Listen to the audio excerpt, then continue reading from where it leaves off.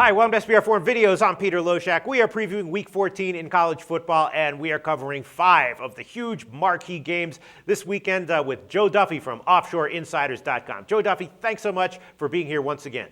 Thank you, Peter, for having me. And your record speaks for itself. Quickly, before we get into Ohio State, Michigan, quote your wise guy plays record for this year at OffshoreInsiders.com.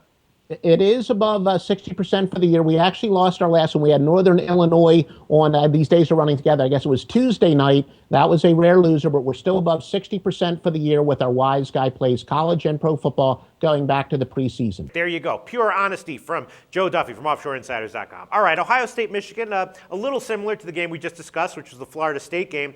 Now, Ohio State right now is a 14.5-point road favorite, and that line has notably gone up. It opened at about 12, then it hit 14. Now it's over 14 to 14.5. Total's 57.5 or 58, and, it's kind of the same deal as with the Florida State game, although, obviously as the line indicates, Michigan, the discrepancy here is not that big, as big as that game. But, Michigan, they're at home. They're going to come in hitting on absolutely all cylinders. The question is, if they do that, can they stay within 2 touchdowns of Ohio State? What do you think?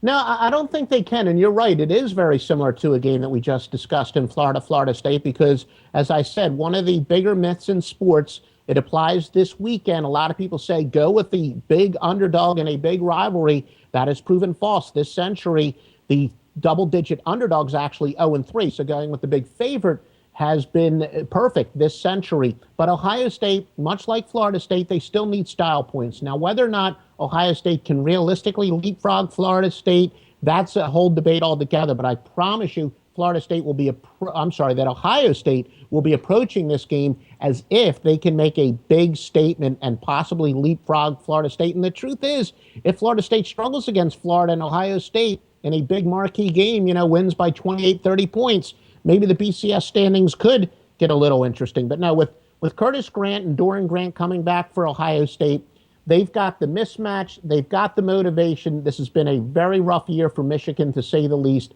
I think that Ohio State can easily win by 3 touchdowns. All right. So, we know the motivations here. Ohio State looking for style points. Michigan just hitting on all cylinders, trying to not get embarrassed here. It's just a question of talent, I guess.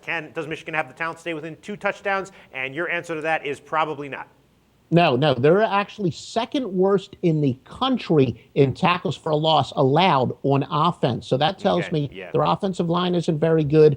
And the deeper you go into the season, the more that you're going to get worn down. And Ohio State, they're big on the defensive line. I think they're going to dominate the line in scrimmage. They got the better skill position players. No, Michigan does not have the talent. All right, Joe Duffy taking Ohio State minus 14.5. Thanks so much, Joe. Talk to you again very soon.